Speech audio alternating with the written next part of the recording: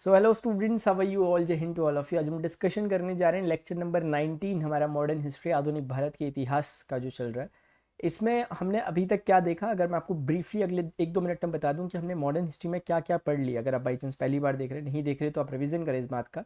Story खोल के तो नहीं बताऊंगा, सिर्फ हेडिंग्स को डिस्कस कर लूंगा। कभी आपको लगे कि रिवीजन की ज़रूरत है, क्विक वन शॉट की ज़रूरत है, आप मुझे कमेंट सेक्शन में बता देना, हम ऐसा कर लेंगे।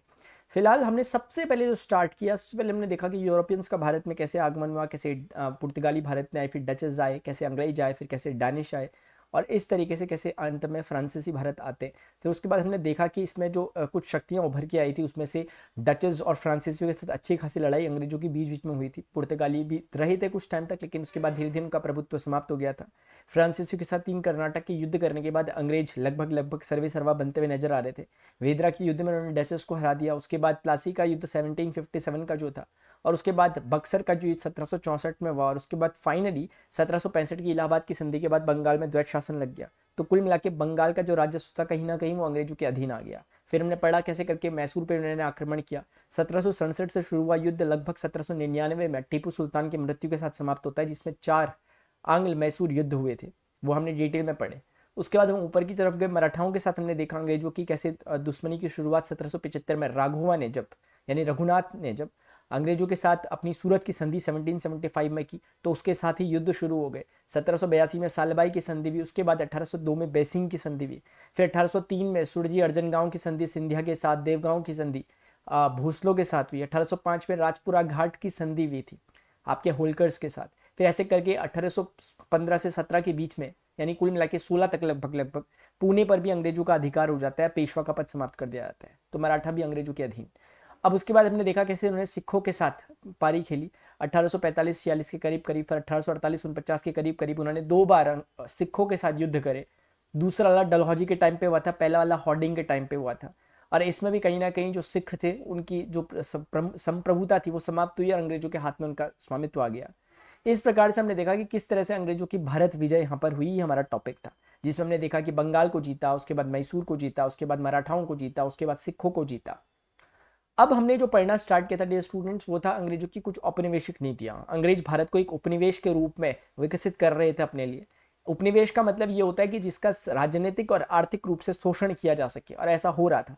राजनीतिक रूप से उन्होंने अपनी को स्थिर करने का काम यहाँ पर किया था, और दूसरी तरफ अगर हम देखें आर्थिक रूप से वहाँ के जो मामले होते थे, आर्थिक जो वहाँ की गतिविधियां होती थी, उन पर भी अंग्रेजों ने नियंत्रण स्थापित किया।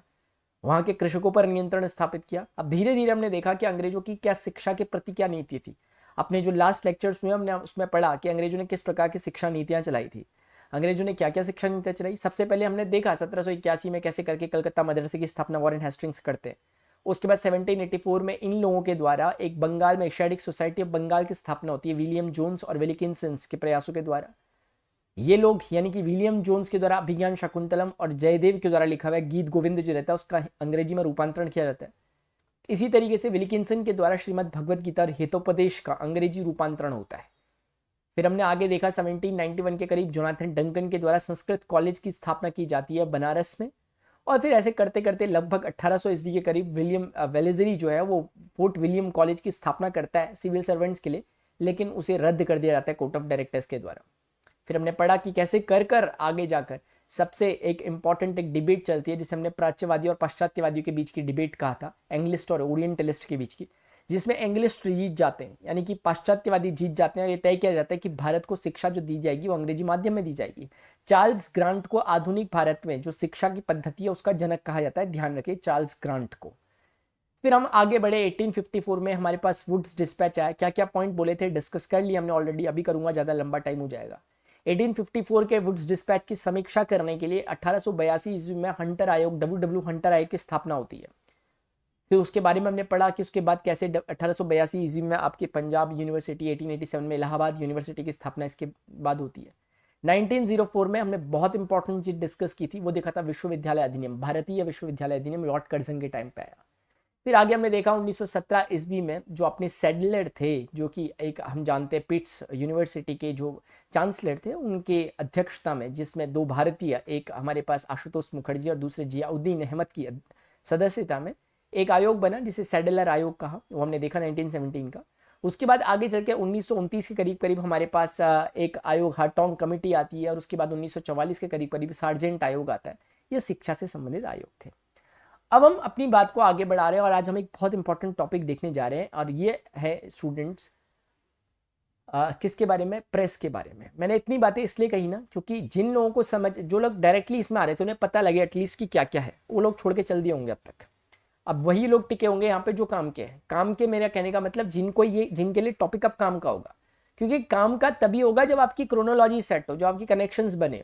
आपको अगर कुछ भी जो मैंने बोला पीछे बातें कुछ समझ नहीं आती तो कोई फायदा नहीं होता इन टॉपिकों के पढ़ने का। फिर ये पानी में लकीर खींचने के समान होता है कि आपने लकीर खींची और वो आपके खींचते खींचते ही मिट गई, बस वैसा ही कुछ। फिलहाल अभी हम पढ़ लें प्रेस का विकास कैसे कैसे हुआ अंग्रेजों के टाइम में। इसके बाद हम धीरे धीरे देखेंगे कि अंग्रेजों के समय कृषि के संबंध में किस तरह की व्यवस्थाएं वगैरह आई थी। अकाल आयोगों को हल्का हल्का पढ़ेंगे, देखेंगे उस समय की कानूनी व्यवस्था किस तरीके से थी, वॉरेन हेस्टिंग्स के द्वारा, लॉर्ड कॉर्नवालिस के द्वारा किस तरह के सुधार किए गए थे, रिफॉर्म्स किए गए थे। इस तरीके से लगभग ये वाला चैप्टर हमारा फिनिश होगा। फिर हम अपने दूसरे फेज की तरफ जाएंगे। 1857 की क्रांति वगैरह हम पढ़ेंगे, कुछ समाज सेवकों के बारे में, समाज सुधार आंदोलनों के बारे में हम उसमें पढ़ेंगे। फिर वो फेज जब खत्म होगा फिर हम 1900 के दौर में जाएंगे, जहां पर हम पढ़ेंगे किस तरीके से शुरुआत करेंगे बंगाल विभाजन वगैरह से, फिर गांधी जी आएंगे, फिर मूवमेंट्स चलेंगे, अलग अलग सत्याग्रह चलेंगे, असहयोग आंदोलन चलेंगे, फिर उसके बाद सविनय अवज्ञा आंदोलन चलेंगे, धीरे धीरे गोलमेज सम्मेलन वगैरह होंगे, फिर धीरे धीरे भारत की आज़ादी की ओर हम बढ़ेंगे। इस तरीके से आधुनिक भारत का इतिहास हमारा समाप्त होगा। फिलहाल हम आगे बढ़ रहे हैं आज के टॉपिक में, development of press in British India. इसको पढ़ने, इसकी ब्रीफ स्टोरी मैं आपको हल्का सा बता दूं। इसमें ज़्यादातर चीज़ें क्या है, फैक्चुअल है, याद करनी है। मैं स्लाइड्स में सारी चीज़ें लिखी हैं, पीडीएफ आपको मिल जाएगी, व्हाट्सएप ग्रुप ज्वाइन कर लेना, नहीं करा अभी तक तो। अगर फिलहाल डियर स्टूडेंट्स बात क्या है वो समझते हैं। बात कुछ नहीं है, इतनी सी है कि शुरुआत अगर हम देखें 1556-57 के करीब करीब पुर्तगाली जब भारत में आए थे, पुर्तगालियों का टाइम पीरियड है, क्योंकि 1498 के बाद पुर्तगाली भारत आने लग गए थे। और ये टाइम पीरियड आप जानते हो कि ये वो टाइम पीरियड है जब राक्षस तंगड़ी का 1565 में युद्ध होता है विजयनगर से। मैंने एकदम से लिंक कर दिया बात को, तो पुर्तगालियों से संबंध थे उसके। मैं बताना चाह रहा हूँ कि पुर्तगाली भी है यहाँ पर। तो पुर्तगालियों ने प्रिंटिंग प्रेस की स्थापना की थी। ये वो टाइम चल रहा है जब यहाँ पर अकबर का टाइम पीरियड आने वाला है, क्योंकि 1556 का टाइम पीरियड वही है जब पानीपत का सेकंड वॉर चलेगा। तो कुल मिला के मैं इतना कहना चाहता हूं कि ये पहला दौर था जब भारत में पहली बार प्रिंटिंग प्रेस की स्थापना हुई थी। प्रिंटिंग प्रेस यानी कि कुछ जिसमें छपाई होती थी, कागज में कुछ लिखा जाता था, ऐसा कुछ मशीनों के द्वारा। ये काम जो पहली बार किया गया था ये पुर्तगालियों के द्वारा किया गया। उनका मुख्य उद्देश्य था धर्म प्रचारकों के द्वारा ही किया गया था, क्योंकि जो उनके पैम्पलेट्स वगैरह होती है, धर्म प्रचारक अपने बारे में कुछ लिखेंगे, अपने ईश्वर के बारे में, अपने गॉड के बारे में, जिनका उन्हें प्रचार करना, उसे बांटेंगे लोगों के बीच में। उसके प्रचार प्रसार के लिए प्रिंटिंग प्रेस की स्थापना बनी थी कि इसमें ज्यादा से ज्यादा पैम्पलेट्स वगैरह छपेंगे। लेकिन कुछ ज्यादा खास काम हो नहीं पाया, समाचार पत्र छपने जैसी चीजें यहाँ पर हो नहीं पाई, मीडिया अस्तित्व में ना आ पाया। उसके बाद लगभग 1684 ईस्वी के करीब करीब, इतना लंबा टाइम पीरियड लगता है, और ईस्ट इंडिया कंपनी जो होती है वो अपना एक प्रिंटिंग प्रेस की स्थापना कर लेती है 1684 के ईस्वी के करीब करीब। ये वो टाइम पीरियड है, मैं आपको हिंट देते हुए चल रहा हूं ताकि आप थोड़ा सा एक आइडिया लगा सको। 1680 में याद करो औरंगजेब ने जजिया लगा दिया था अंग्रेजों पे। अंग्रेज इतने अभी शक्तिशाली हो नहीं पाए हैं। 1686 वो टाइम है जब अंग्रेजों ने हुगली को लूटा था और औरंगजेब ने उन्हें दंड दिया था इस बात का। 1687 वही टाइम पीरियड है जिस समय अंग्रेजों ने अपनी राजधानी को बदल लिया था, सूरत से अपनी राजधानी को मुंबई शिफ्ट कर दिया था। तो उसके टाइम पीरियड के आसपास की घटनाएं 1684 इसलिए बताया। इस समय ईस्ट इंडिया कंपनी जो आपकी है, इसने अपनी एक प्रिंटिंग प्रेस की स्थापना करी थी। लिखी हुई है सारी चीजें पीछे, अभी देखते हुए चलो, हिस्ट्री बता रहा हूं उसकी। उसके बाद सीधे कुछ खास काम हो नहीं पाता, क्योंकि ईस्ट इंडिया कंपनी अखबार नहीं छापती, मीडिया जैसा काम नहीं करती। क्यों? क्योंकि ईस्ट इंडिया कंपनी है, ये व्यापारियों का एक समूह है। ये कभी नहीं चाहेगी कि इनके द्वारा जो चलाई जा रही शोषणकारी नीतियां हैं उनका खुलासा इंग्लैंड तक हो जाए, अंतरराष्ट्रीय स्तर पर उसका खुलासा हो। अगर अखबार चलाने जैसा कल्चर अगर इन्होंने स्टार्ट कर दिया तो उसके दुष्परिणाम इन्हीं को झेलने पड़ेंगे। इसलिए इन्होंने फटाफट प्रिंटिंग प्रेस अपना एक तरह से उसको निष्क्रिय रखा, कोई काम नहीं लिया। लेकिन उसके बाद लगभग 80-90-100 सालों बाद 1766 ईस्वी में, क्योंकि 1765 ईस्वी में इलाहाबाद की संधि हुई है, उसके एक साल बाद, तुरंत बाद, कोर्ट ऑफ डायरेक्टर्स की नीतियों से नाराज होकर एक अंग्रेज व्यापारी यानी एक अंग्रेज अधिकारी, विलियम बोल्ट उसका नाम है। तो बोल्ट आप याद रख सकते हैं, बोल्ट ने एक अखबार छाप दिया और अखबार में उनकी नीतियों के बारे में जिक्र कर दिया। यानी कि जो बोर्ड ऑफ कंट्रोल थे, जिनका नियंत्रण रहता था अंग्रेजों के यहाँ पे अंग्रेज व्यापारियों पर, उसकी नीतियों के खिलाफ कि किस तरह का भ्रष्टाचार कर रहे हैं, ये भाई भतीजावाद चला रहे हैं, अपने लोगों को यहाँ बुलाते हैं, अधिकारी बना रहे हैं, हमारी रैंक बढ़ नहीं रही, इस तरह के काम इस बोल्ट ने अखबार में सारे छाप दिए। किसके खिलाफ छापे इसने? बोर्ड ऑफ डायरेक्टर्स की नीतियों के खिलाफ नाराज होकर इसने ये अखबार में बातें छाप दी पहली बार। बोर्ड ऑफ डायरेक्टर ने इसे वापस बुला लिया। फिर इसके बाद भी किस्सा लगभग बस्ते में बंद हो गया। 1780 का टाइम पीरियड बड़ा इंपॉर्टेंट टाइम पीरियड है, क्योंकि अभी तक कुछ खास काम नहीं हो पा रहा। अभी तक अखबार वाली जो बात होती है वो आ नहीं पा रही, न्यूज़पेपर वाली बात। तटस्थ यानी कि जो न्यूट्रल है ऐसे लोग आ नहीं पा रहे, निष्पक्ष लोग आ नहीं पा रहे। ये 1780 ईस्वी का टाइम पीरियड बड़ा इंपॉर्टेंट है, क्योंकि 1780 ईस्वी में जेम्स ऑगस्टस हिक्की नाम है इनका, जेम्स ऑगस्टस हिक्की, मैं शॉर्ट में लिख रहा हूं हिक्की, अभी पीछे सब चीजें लिखी है। हिक्की ने अपना एक अखबार छापा अंग्रेजी में। इस अखबार का नाम रख दिया उन्होंने बंगाल गजट। क्या नाम रखा? बंगाल गजट नाम रखा उन्होंने। The general advertiser of Calcutta, ये इसका दूसरा नाम है, नीचे लिखी हुई है सारी चीजें, चिंता मत करो आप। तो the general advertiser of Calcutta, इसी को शॉर्ट में बंगाल गजट कहा गया। इसमें अंग्रेजों के बारे में निष्पक्ष तरीके से एकदम पहली बार किसी ने जिक्र किया किसी अखबार में, ये थे जेम्स ऑगस्टस हिक्की ने किया, भारतीय नहीं थे। इससे नाराज होकर बाद में इनको जेल वगैरह डाल दिया गया था, क्योंकि इन्होंने इनके खिलाफ अखबारों में लिख दिया था ये चीज। लेकिन फिर भी पहली स्वतंत्र और निष्पक्ष पत्रकारिता के लिए अगर नाम लिया जाएगा सम्मान के साथ, तो जेम्स ऑगस्टस हिक्की का लिया जाएगा, क्योंकि उन्होंने बंगाल गजट से पहली नींव रखी। अंग्रेजी में ये समाचार पत्र आया था, द कैलकाटा जनरल एडवर्टाइजर या the general advertiser of Calcutta इसका नाम था। उसके बाद मामला रह जाता है काफी टाइम तक, लगभग 1816 ईस्वी तक मामला टंगा रहता है, कोई काम नहीं करता।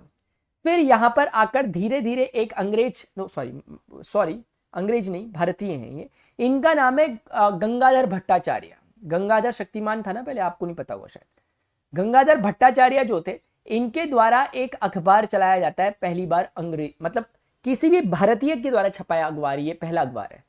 मतलब आप अभी तक अखबार वगैरह छपने लग गए हैं, पत्रिकाएं वगैरह छपने लग गई हैं, लेकिन किसी भारतीय के द्वारा अभी तक कोई अखबार नहीं छपा। पहले भारतीय गोविंद भट्टाचार्य है, इनका नाम गंगाधर भट्टाचार्य है। गंगाधर भट्टाचार्य वो पहले ऐसे व्यक्ति है जिन्होंने पहला अखबार छापा। इसकी भाषा अंग्रेजी ही है, वो कोई दिक्कत वाली बात नहीं है, लेकिन छापने वाले पहले भारतीय गंगाधर भट्टाचार्य है। इन्होंने जो अखबार छापा उसका नाम भी इन्होंने बंगाल गजट ही रखा, अंग्रेजी में आने वाला ये अखबार था। इसके बीच में फिर धीरे धीरे करके 1818 ईस्वी एक बड़ा इंपॉर्टेंट टाइम पीरियड है। ये कुछ इंपॉर्टेंट टाइम पीरियड, इसलिए मैं आपको एक बारी में बता दे रहा हूं ताकि आपको इसी सीक्वेंस में याद रखना है हमेशा। ये सन याद रखो, 56, 84, 66 ऐसे करके आपको सीक्वेंस याद रहेगा, जैसे मैं लिखवा रहा हूं, जानबूझ के लिखवा रहा हूं, वरना स्लाइड से डायरेक्ट बोल सकता हूं, समझ नहीं आएगा उससे और याद भी नहीं हो पाएगा आपको। 1818 ईस्वी में एक दिग्दर्शन नामक पत्रिका का प्रकाशन किया जाता है बांग्ला में। दिग्दर्शन नामक एक तरह की साप्ताहिक पत्रिका है, बांग्ला में छपी हुई ये पत्रिका है। मार्शमैन के द्वारा छापी हुई पत्रिका। मार्शमैन असल में किसी पर्टिकुलर व्यक्ति के द्वारा नहीं, लेकिन एक संस्था टाइप की बनी हुई थी, एक तरह का जैसे एनजीओ वगैरह टाइप के होते हैं, उस तरह की एक संस्था थी। उस संस्था ने छपवाया दिग्दर्शन, बांग्ला भाषा में छपी एक मासिक पत्रिका थी, दिग्दर्शन नाम था इसका। उसके ही तुरंत बाद, जैसे ये अगर अप्रैल की घटना है तो मई में, यानी कि तुरंत एक महीने के बाद 1818 ईस्वी में इन्होंने, इसी कमेटी ने, जो इनकी ये ऑर्गेनाइजेशन थी मार्शमैन लोगों की, इन्होंने ही एक समाचार दर्पण नाम से एक समाचार पत्र छपवाया। समाचार दर्पण। तो कई बार आपसे पूछा जा सकता है किसी भी भारतीय भाषा में छपा पहला समाचार पत्र, समाचार दर्पण को कहा जाता है। वैसे अलग अलग कई जगह कुछ लिखा रहता है, कई जगह कुछ लिखा रहता है, लेकिन मैंने जो थोड़े से ऑथेंटिक सोर्सेज थे यानी रिलायबल जो सोर्सेज थे वहां से पता किया, तो मुझे देखने को मिला कि समाचार दर्पण पहला भारतीय समाचार पत्र है। मतलब भारतीय समाचार पत्र मतलब जिस भारतीय भाषा में छपा समाचार पत्र। कंफ्यूजन होता है इसलिए मैं बता रहा हूं कुछ बातें, जैसे आप बोलोगे तो ये क्या था, ये माय डियर स्टूडेंट्स, ये किसी भारतीय के द्वारा छपा पहला अखबार था, किसी भारतीय के द्वारा। उसकी भाषा अंग्रेजी थी, चलेगा, लेकिन भारतीय ने छपा, ये इंपॉर्टेंट है। ये वाला क्यों इंपॉर्टेंट है समाचार दर्पण, क्योंकि ये जो समाचार, इससे ऊपर वाली पत्रिका है मासिक पत्रिका टाइप की है, यानी कि मंथली आ रही है एक तरह की, तो समाचार पत्र की जो पदवी दी जा रही है वो समाचार दर्पण को दी जा रही है। कैसा, इसकी खास बात क्या है, ये किसी भारतीय भाषा में छपा पहला समाचार पत्र है, भारतीय भाषा में, क्योंकि अभी तक अंग्रेजी में ही बातें चल रही थी। अब पहली बार किसी ने भारतीय भाषा छपी, मराठी हो सकती थी भारतीय भाषा, बंगला हो सकती थी, तेलुगु, तमिल, कुछ भी हो सकती थी, लेकिन इन लोगों ने पहली भारतीय भाषा जो छपी वो बंगला थी। बंगला क्योंकि उस समय राजनीति का केंद्र मुख्य रूप से बंगला यानी अपना आज का जो बांग्लादेश और पश्चिम बंगाल वाला इलाका वो था। तो समाचार दर्पण को हम कह सकते हैं पहला भारतीय भाषा में छपा पहला अखबार, समाचार दर्पण। उसके बाद 1818 के बाद अगर हम देखें 1826 एक इंपॉर्टेंट टाइम मुझे लगता है, क्योंकि जैसे 1816 है उसके 10 साल बाद ठीक 1816 में अंग्रेजी में छपा, तो 1826 में हिंदी में छपा। तो हिंदी में छपा पहला अखबार भारत का उदंड मार्तंड। उदंड मार्तंड, उदंड मार्तंड। मार्तंड वैसे सूर्य को कहा जाता है, उनका पर्यायवाची है, ठीक है। इस तरीके से उदंड मार्तंड छपा। उदंड मार्तंड, उदंड मार्तंड सही है, हाँ, उदंड मार्तंड जो था ये छपा। ये पहला भारतीय भाषा नहीं, हिंदी में छपा समाचार पत्र था। भारतीय भाषा में तो समाचार दर्पण आ चुका है पहले ही 1818 के करीब, लेकिन हिंदी में छपा पहला समाचार पत्र यही था।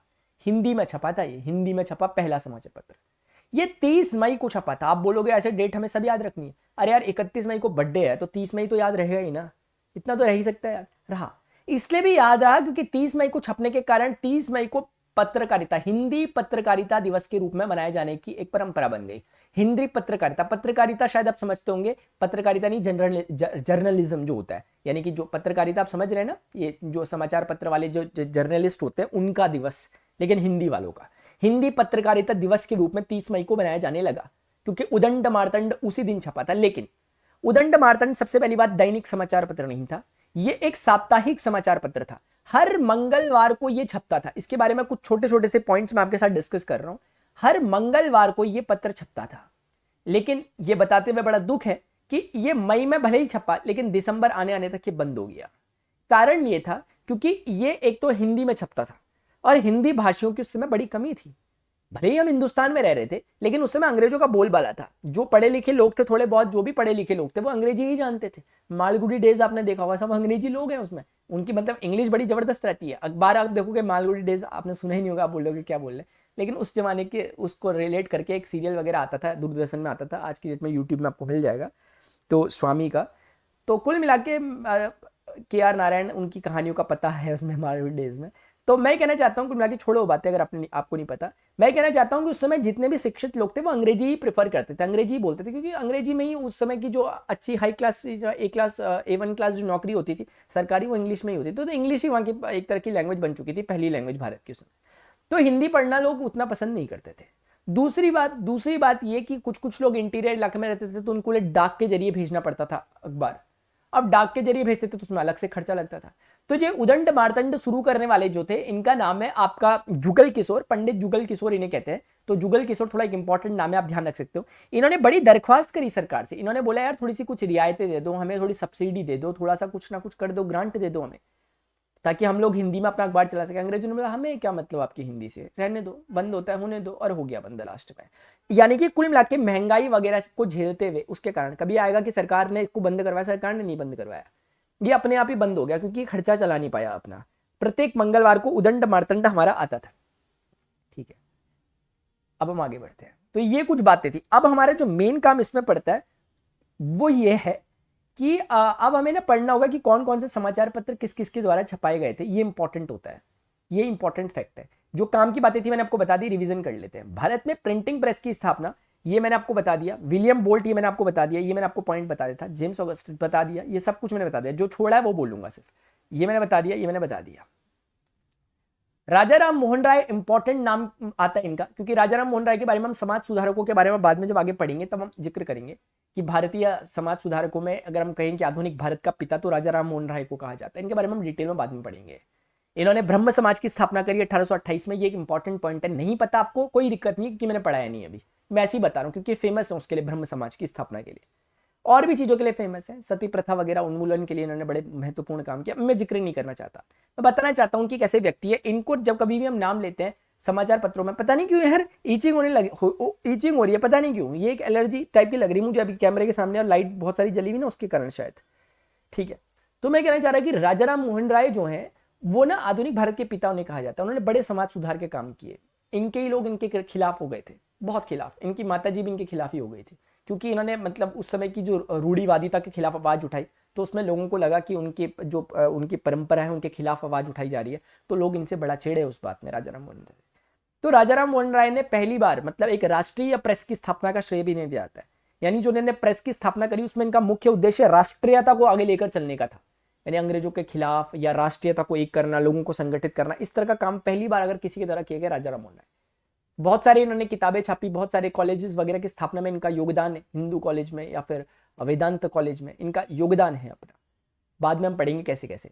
लेकिन दो समाचार पत्रों के बारे में बोलना जरूरी है। एक है संवाद कौमुदी, बंगला में लिखा हुआ था, और दूसरा है मिरातुल अखबार, फारसी में लिखा हुआ था, मिरातुल अखबार। इन दो के बारे में फिलहाल हम इनका जिक्र कर सकते हैं। 1821-22 के करीब ये छपे हुए थे। बस इतना थोड़ा ध्यान रहेगा, आगे जाके आपको एकदम याद हो जाएगा। संवाद कौमुदी कोई ज्यादा दिक्कत वाली बात नहीं है, मिरातुल अखबार दिक्कत वाली बात नहीं है। राजा राम मोहन राय एसोसिएट करते हैं इसे। 1851 के करीब दादा भाई नौरोजी का टाइम पीरियड है, क्योंकि दादा भाई नौरोजी के बारे में हम बहुत पढ़ेंगे कि कैसे करके दादा भाई नौरोजी आखिर कौन थे, नरम दल से रिलेटेड थे, कांग्रेस के नेता थे, कैसे करके ये 1886 के कांग्रेस के अध्यक्ष बने थे। वो सब बातें हम बाद में डिस्कस करेंगे जैसे जैसे हम पढ़ेंगे। तो दादा भाई नौरोजी को वयोवृद्ध भारत के द ग्रैंड ओल्ड मैन की उपाधि ने दी गई है। बड़े विद्वान किस्म के इंसान थे, इनकी हर कोई उस समय काफी इज्जत करते थे, चाहे गर्म दल के नेता हो चाहे नरम दल के नेता हो। मैं सिर्फ इंट्रोडक्शन दे रहा हूं ताकि आपको अजीब सा ना लगे नाम कि यार हमने तो नाम सुना ही नहीं। अजीब सा मतलब आपको ये ना लगे कि मैंने तो सुना ही नहीं। दादा भाई नौरोजी तो ये एक तरह के फारसी थे। इन्होंने एक गुफ्तार, रफ्त गुफ्तार नाम की इन्होंने पत्रिका चलाई थी, रफ्त गुफ्तार नाम का, ठीक है ना, बाद में पढ़ेंगे। 1851 के करीब बाद में मैं आपको पढ़ाऊंगा कि कैसे ब्रिटिश इंडिया सोसाइटी की स्थापना 1851 के करीब होती है। फिर उसी की देखा देखी में दादा भाई नौरोजी प्रभावित होते हैं, वो बॉम्बे एसोसिएशन की स्थापना 1852 में करीब करीब करते हैं। फिर आगे जाके 1866 में वो Indian association, east Indian association की स्थापना करते हैं। आपको अजीब सा लग रहा होगा सुनने में कि क्या क्या बोल रहा हूं, लेकिन वो मैं सिर्फ आपको इसलिए बोल रहा हूं ताकि आपको पता चले कि दादा भाई नौरोजी कोई छोटी चीज नहीं थे, बहुत कुछ किया था उन्होंने, इसलिए इनका नाम लिखा हुआ। तो फिलहाल उनका अखबार रफ्त गुफ्तार भी लिख दिया, गुजराती में लिखा हुआ समाचार पत्र था इनका, इंपॉर्टेंट है, ठीक है। और एक व्यक्ति है हिंदू पैट्रियट लिखने वाले, हरिश्चंद्र मुखर्जी। भारत हिंदू, हरिश्चंद्र एक अलग चीज है। हरिश्चंद्र मुखर्जी को भी हम याद किया जाता है उनको, इनके इस योगदान के लिए। हिंदू पैट्रियट इन्होंने 1851 में चलाया था। अब मैंने सारी लिस्ट बना रखी है, ये तो मैंने वैसे लिखा था, एक लिस्ट बना रखी है प्रॉपर, उस लिस्ट को हमने याद करना है कि उसमें किसने क्या क्या किया, यही हमारा टॉपिक रहेगा। अभी आपको पहली बार पढ़ने में कुछ चीजें नहीं लगेंगी, दूसरी बार जैसे ही आप इसको रिवाइज करोगे आपको बहुत इजी चीजें लगने लग जाएंगी। जो कुछ मैंने आपको बोला उदंड मार्तंड के बारे में वो यहाँ लिखा हुआ स्लाइड में आप पढ़ लोगे, एग्जैक्टली वही लिखा हुआ, कुछ नया नहीं है। अभी कुछ दो समाचार पत्र है, स्लाइड्स पे मत देखो। एक है अमृत बाजार पत्रिका। अमृत बाजार पत्रिका को दो लोगों ने, भाई होंगे शायद, ये शिशिर कुमार घोष और मोतीलाल घोष, ये दो भाई है। मोतीलाल नेहरू नहीं, मोतीलाल घोष और शिशिर कुमार घोष, इन्होंने चलाया एक अमृत बाजार पत्रिका। इंपॉर्टेंट पत्रिका है, क्यों है इंपॉर्टेंट अभी डिस्कस करेंगे। 1859 की पत्रिका, ठीक है।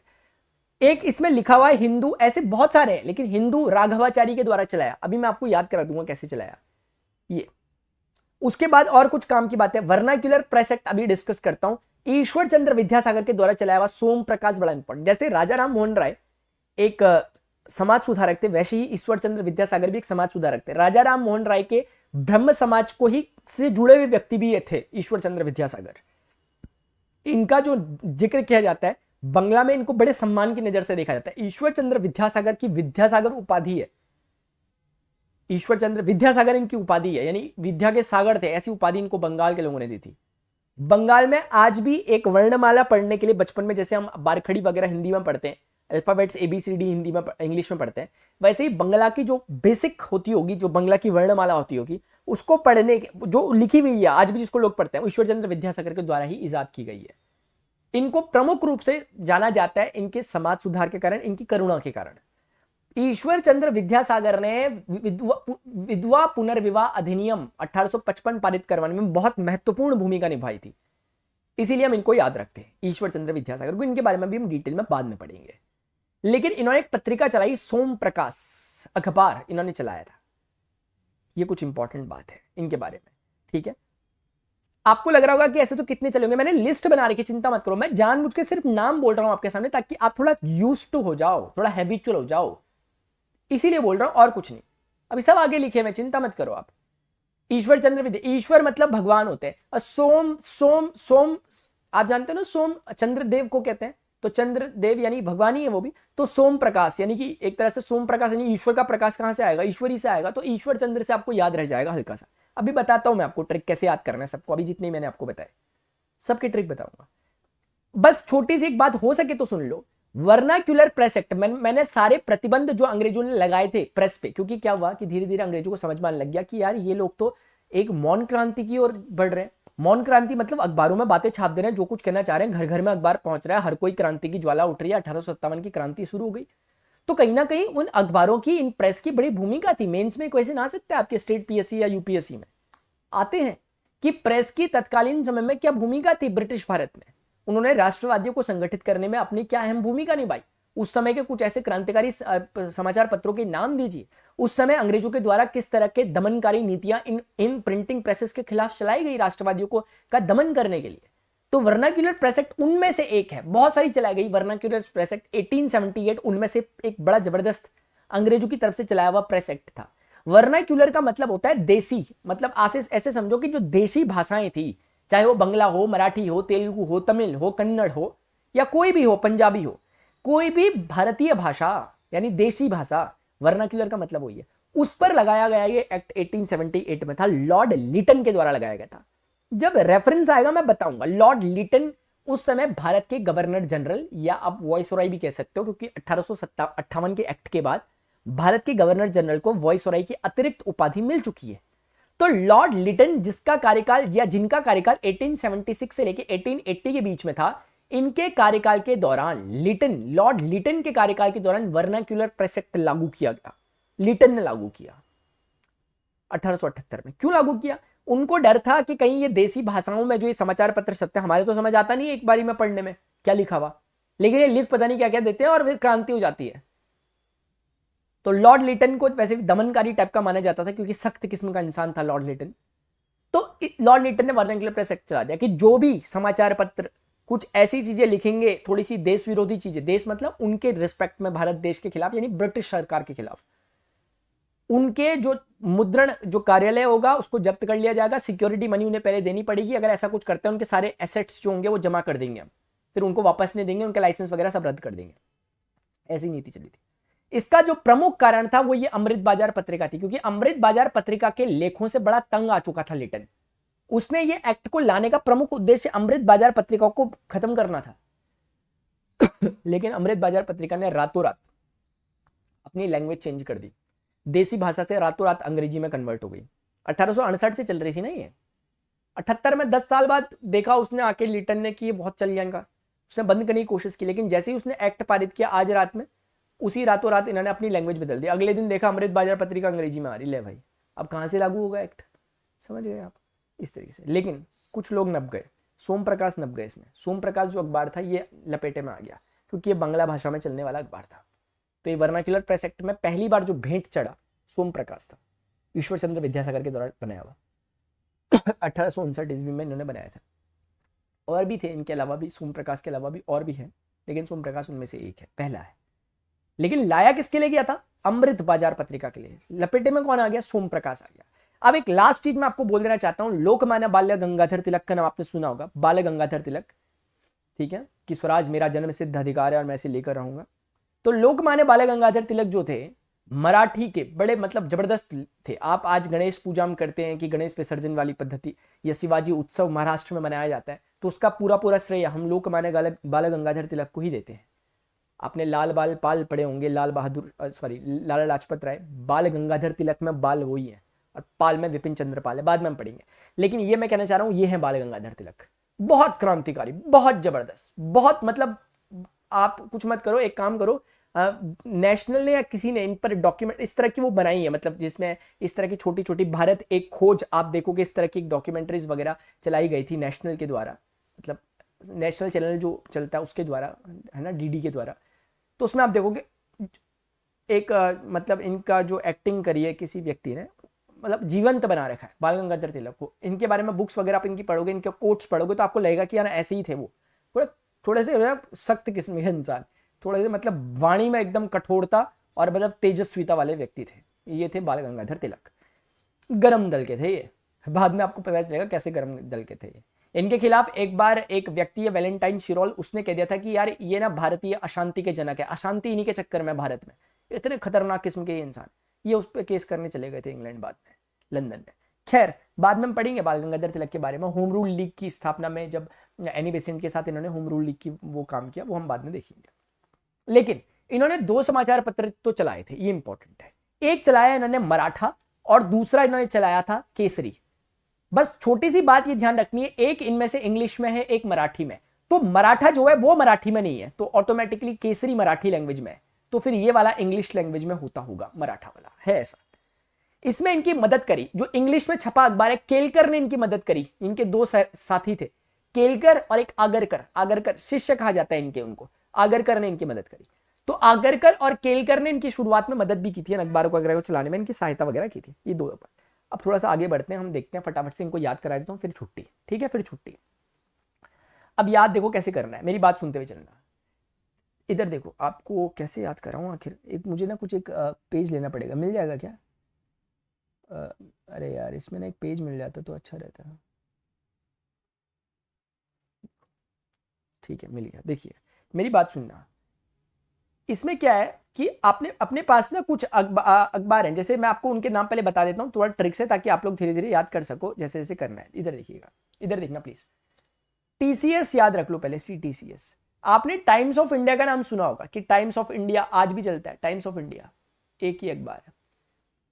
एक अखबार है हमारा सिविल एंड दूसरा है military, civil and military gazette, gazette इस तरीके से एक अखबार है। और एक अखबार है स्टेट्समैन, स्टेट्समैन। ये तीन अखबार हैं। स्टेट्समैन पीछे लिखे हुए मैंने, चिंता मत करो। एक है टाइम्स ऑफ इंडिया, एक है।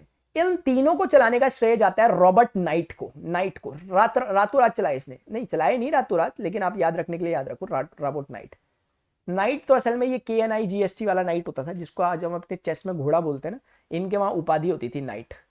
ठीक है, जैसे हमारे वहां राजा महाराजा टाइप के होते थे, इनके वहां नाइट, ड्यूक, इस तरह की उपाधियां होती थी। तो ये रॉबर्ट नाइट है, एक व्यक्ति है।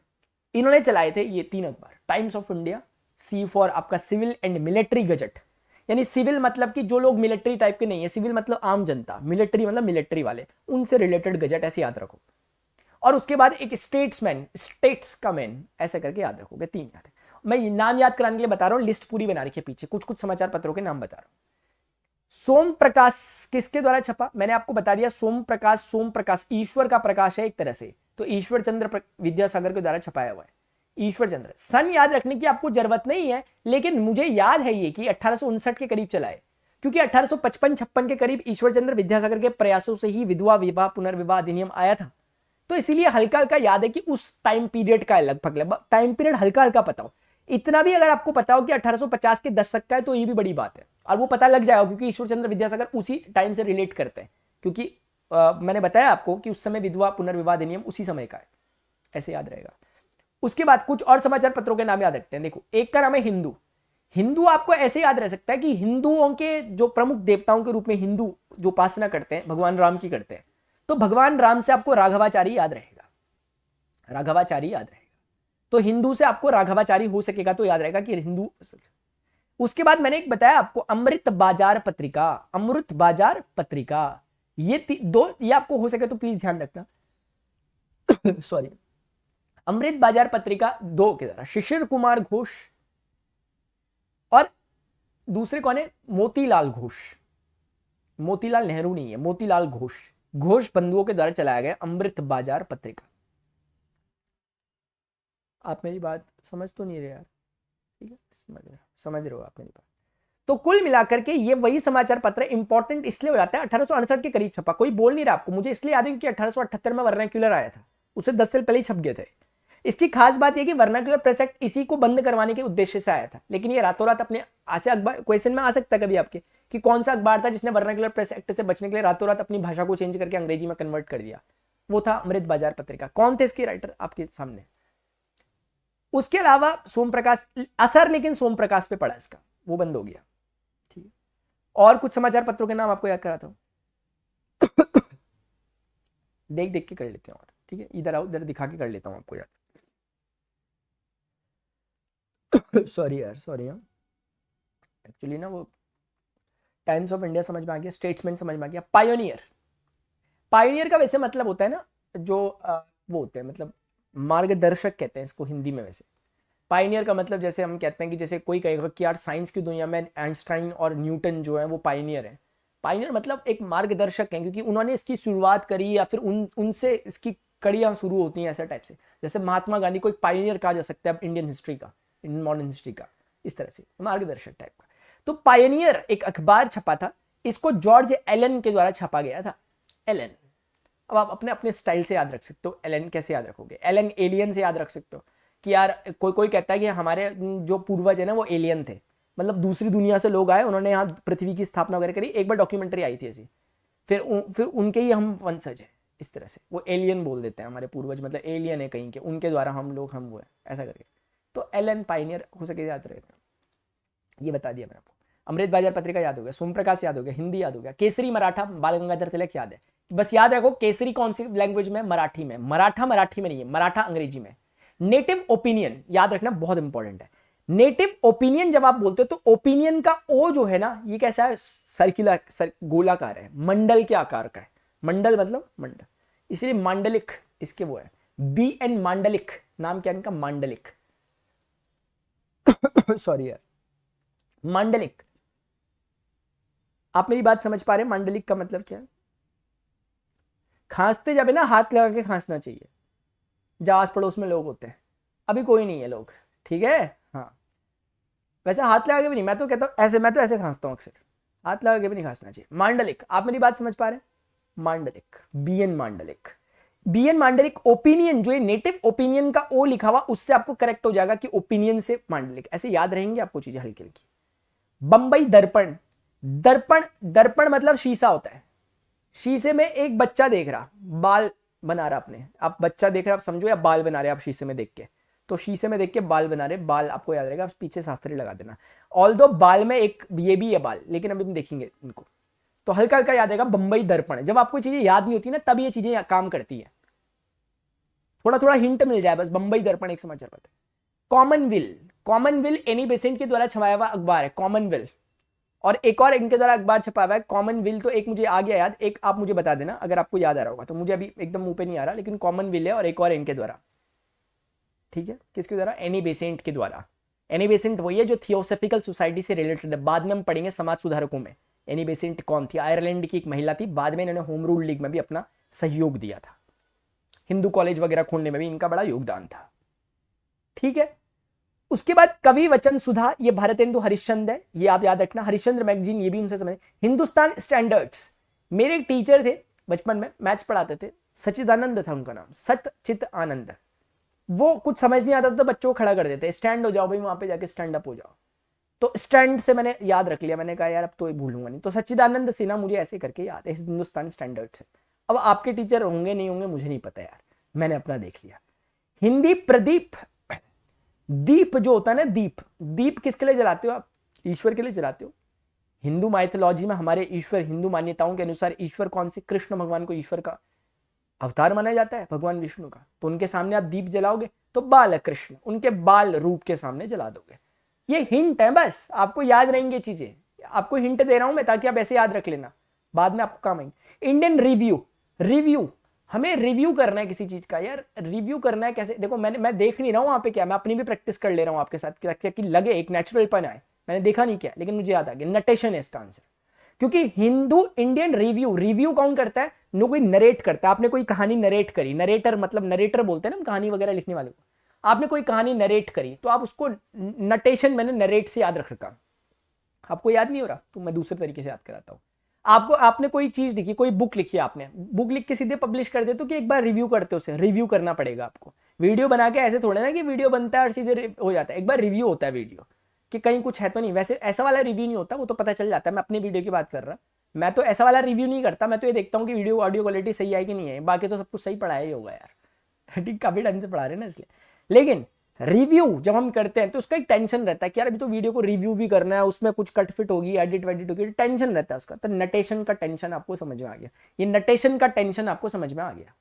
यंग इंडिया, ये कहने वाली बात नहीं है, ये अपने गांधी जी बुक नहीं है ये, यंग इंडिया बुक भी एक लाला लाजपत राय ने लिखी है, जिसमें उन्होंने कहा है कि कांग्रेस की स्थापना अंग्रेजों के हित में हुई थी।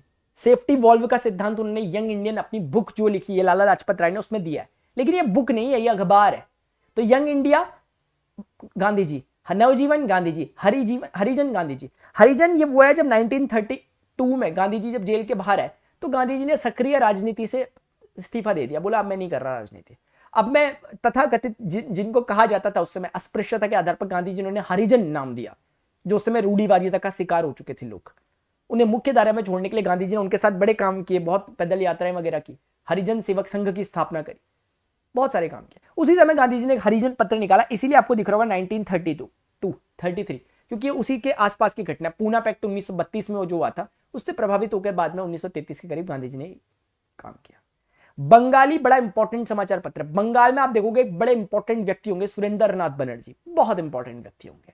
आगे जाके इंडियन नेशनल एसोसिएशन की स्थापना 1876 के करीब जब की जाएगी लॉर्ड लिटन के कार्यकाल में, उससे लोहा लेने के लिए आनंद मोहन बोस और सुरेंद्र नाथ बनर्जी वो दो व्यक्ति होंगे। सुरेंद्र नाथ बनर्जी ही वो व्यक्ति होंगे जो कि बंगाल विभाजन जब हुआ, बंगभंग आंदोलन जब चला, उसकी नींव वगैरह डालने का काम जो बंगाल में करेंगे वो सुरेंद्र नाथ बनर्जी होंगे। इसलिए इंपॉर्टेंट व्यक्ति है, हल्के फुल्के नहीं है। इसलिए सुरेंद्र नाथ बनर्जी ने बंगाली चलाया, बंगाल के मतलब जबरदस्त इंसान थे। इंडिपेंडेंस, मोतीलाल नेहरू, इसमें देखने की जरूरत नहीं है, याद रखो। मोतीलाल नेहरू के बेटे हैं, उनका नाम है जवाहरलाल नेहरू। जवाहरलाल नेहरू ने एक समाचार पत्र छपाया, इसका नाम है याद करूं कि आप देख लूं, वहां पे देख लेते हैं अभी, national Herald, Jawaharlal Nehru. Hindustan times, please ध्यान रखना, टाइम्स ऑफ इंडिया अलग था, वो पीछे टीसीएस कराया था, हिंदुस्तान टाइम्स एक अलग चीज है। हिंदुस्तान टाइम्स है पणिक्कर, बड़ा इंपॉर्टेंट नाम है। आप इस नाम को जब सर्च करोगे ना, जब आप कभी राज व्यवस्था वगैरह पढ़ रहे होते हो, भारत के संविधान वगैरह के बारे में, तब आप उसमें जब पढ़ रहे होते हो कि भारत में नामकरण वगैरह कैसे वे शुरुआत के अनुच्छेद 1 से लेकर 3 तक जब आप पढ़ रहे होते हो, फिर उसके बाद आप नागरिकता वगैरह पढ़ रहे हो, तो शुरुआत में जब आप भारत का पढ़ रहे होते हो कि कैसे करके राज्यों का पुनर्गठन हुआ, क्योंकि भारत में स्टार्टिंग से उतने राज्य नहीं थे जितने आज, उसके लिए आयोग बनाए गए, धर आयोग बना, बीच में अलग अलग आयोग बने थे। एक कमेटी उनकी बनी थी जिसमें जवाहरलाल नेहरू, सीतारमैया वगैरह लोग थे, वल्लभ भाई पटेल लोग थे, वो भी नहीं थी। उसके बाद फाइनली एक फजल आयोग बना था, जो कुल मिला के जिसमें 3 व्यक्ति मौजूद थे। एक उसमें थे हृदयनाथ कुंजरू, एक थे उसमें फजल जिनकी अध्यक्षता में बना था, और एक उसमें थे तीसरे व्यक्ति के एम पणिक्कर। वो पणिक्कर यही पणिक्कर है जो आपको यहाँ पे 1920 में पणिक्कर दिखाई दे रहे हैं। 1956 का जो एसआरसी, स्टेट रीऑर्गेनाइजेशन कमीशन, यानी कि राज्य पुनर्गठन आयोग जो बनता है, उसके अध्यक्ष, उसके 3 सदस्यों में से के एम पणिक्कर भी है। इन्होंने हिंदुस्तान टाइम्स चलाया, तो आप समझे। उदंड मार्तंड मुझे बोलने की जरूरत नहीं, पहले ही बता चुका हूं मैं इसको कि जुगल किशोर इसके व्यक्ति हैं। 1826 के करीब अखबार हिंदी में चला, पहला साप्ताहिक पत्र था, हिंदी में चला। द ट्रिब्यून आपको मैं देख नहीं रहा हूं, ट्रिब्यून से मुझे दयाल याद आ गया। दयाल मुझे इसलिए याद आया क्योंकि मुझे दया याद आ गया। ट्रिब्यून का मतलब होता है कुछ इस तरह के ट्रिब्यूनल्स जो होती हैं, वो एक तरह से केस, कोर्ट कचहरी वाली बातें होती है ना, तो ट्रिब्यूनल्स वही होते हैं जहां पे आपकी सुनवाई वगैरह किसी की चलती है। तो ट्रिब्यून, अब बताओ यार, अब दरवाजे तोड़ रहा दया जा जाके वहां केस कर रहा, कुछ तो गड़बड़ है, ये सब कुछ चल रहा, तो ये अब बताओ ट्रिब्यून में सबसे अच्छा फिट कौन बैठेगा? दया ही तो बैठेगा, और कौन बैठ सकता है? अब आपने टप्पू के पापा वाली दया ना समझ लिया, वो बात अलग है, लेकिन मैं यहाँ पे बात कर रहा हूँ दरवाजे तोड़ने वाले दया की, समझ में आ गई? सीआईडी वाले कुछ तो गड़बड़ है वाले दया की। तो ट्रिब्यून से दया रिलेट कर रहा है, इसलिए दयाल सिंह मजीठिया, ठीक है। अल हिलाल और अल बिलाल, ये 2 समाचार पत्र हैं अबुल कलाम आजाद, अबुल कलाम। अल हिलाल और अल बिलाल ऐसे है, अल हिलाल और अल बिलाल, अबुल कलाम आजाद, पहले शिक्षा मंत्री भारत के, अबुल कलाम आजाद के द्वारा, ठीक। कामरेड और हमदर्द, जिन्ना शायद मोहम्मद अली जिन्ना, हाँ आप देख लेना कामरेड। प्रताप पत्र, ये गणेश से संबंधित है, प्रताप गणेश शंकर विद्यार्थी, सही बात है। क्यों? क्योंकि प्रतापी राजा गणेश मतलब जो गणेश महादेव के जो बेटे हैं वो वाले गणेश, ठीक है। तो काफी प्रतापी थे ना यार, क्योंकि उनका जन्म ही एक खतरनाक राक्षस था, उसने उसे मारने के लिए हुआ था, ठीक है। गदर पत्रिका के बारे में हम बाद में पढ़ेंगे, क्योंकि गदर एक पत्रिका थी जिसके नाम पे एक संगठन था, उसका नाम बाद में गदर ही रख दिया गया, गदर पार्टी बन गई बाद में। गदर पार्टी का नाम गदर पार्टी नहीं था एक्चुअली, लेकिन वो जो पत्रिका प्रकाशित करते थे इतनी फेमस हुई कि पार्टी का नाम भी गदर पार्टी पड़ गया। हरदयाल इससे रिलेटेड, लाला हरदयाल इससे रिलेटेड नेता है, बाद में अपने आप याद हो जाएगा, इसलिए ज्यादा नहीं बोला। हिंदू पैट्रियोट मैं पहले ही बता चुका हूं, 1955 के करीब हरिश्चंद्र के द्वारा ये चलाया गया, हरिश्चंद्र मुखर्जी के द्वारा, ठीक है। बाकी समाचार एजेंसियां देख लेना, आपको लगेगा तो कर लेना, लेकिन मैंने आई होप आपको सारे के सारे बता दिए, बहुत इंपॉर्टेंट होते हैं, क्योंकि आप इसको याद करते हो भूल जाते हो, लेकिन अब नहीं भूलोगे। आपका होमवर्क है कॉमनवेल्थ और एनी बेसेंट ने एक और समाचार पत्र है, उसका नाम बताना। कॉमनवेल्थ और एक और समाचार पत्र है, एनी बेसेंट के द्वारा लिखा गया पत्र, मतलब ये पत्र पत्रिकाएं हैं, ये समाचार पत्र वगैरह हैं, उनके द्वारा लिखी गई, ठीक है। तो आई होप स्टूडेंट्स जो कुछ मैंने आज आपको, अच्छा न्यू इंडिया याद आ गया, कॉमनवेल्थ और न्यू इंडिया उनके द्वारा, ठीक है। हाँ, तो आई होप स्टूडेंट्स आपको जो कुछ मैंने आपको बताया समझ में आया होगा। आज मैंने टाइम के बियॉन्ड होकर बोला, मैंने टाइम का ये चक्कर नहीं रखा कि टाइम हो गया, ये हो गया होगा, टाइम ज़्यादा हो गया होगा। आज कितना हो गया होगा? शायद 40 मिनट हो गए शायद, देखते हैं। तो आई थिंक स्टूडेंट्स आज आपको पता चल गया हो, क्योंकि इसमें ना काफ़ी फैक्चुअल चीज़ें थी। देखो इन फैक्चुअल चीज़ों के साथ यही हो सकता है, मैं या तो आपको बोलूँ कि इसको ये बोलो, इसको ये बदलो, मैंने हल्के हल्के कुछ ना कुछ उसके पीछे हल्के से निमोनिक्स आपको दे दिए, कुछ ना कुछ, ताकि आपके ट्रिक्स दे दिए, ताकि आपको हल्का हल्का याद हो जाए। वो बहुत होती है। अभी आपको समझ भले ही ना आ रही हो, आप बोल रहे हो कि ये अजीब अजीब सी बातें क्यों बोली, कि ओपिनियन का ओ और ओ गोला होता है, नहीं मंडल का आकार होता है, मांडलिक, लेकिन आपको ये एकदम से स्ट्राइक कर जाएंगे आपके एग्जाम में। तो होपफुली स्टूडेंट्स आपके लिए लेक्चर इंफॉर्मेटिव रखा। ज्योग्राफी की हमारी क्लासेस चल रही हैं, उन्हें आप फॉलो करें, उसमें हमने कॉन्टिनेंट्स वगैरह खत्म कर रहे हैं। हिस्ट्री की, मॉडर्न हिस्ट्री की हमारी क्लासेस चल रही है। मैथमेटिक्स ऑप्शनल की क्लासेस चल रही है बहुत जल्दी। सी सेट का पूरा मटेरियल तैयार है, यूपीएससी मैथमेटिक्स सी सेट के, आप देखना। मैथमेटिक्स ऑप्शनल की हमारी क्लासेस चल रही है, अगर आपका मैथ्स ऑप्शनल है। इतनी सारी क्लासेस चल रही हैं, और सारी क्लासेस में मैं अपना 100% डाल रहा हूँ, और डेफिनेटली बच्चों को समझ में आ रहा है। अभी तक व्हाट्सएप में ज्वाइन नहीं है तो व्हाट्सएप ग्रुप को भी आप ज्वाइन कर सकते हैं। अभी के लिए इतना ही, मिलते हैं अपने नेक्स्ट सेशन में। Till then good bye, see you, take care, जय हिंद, बाय बाय।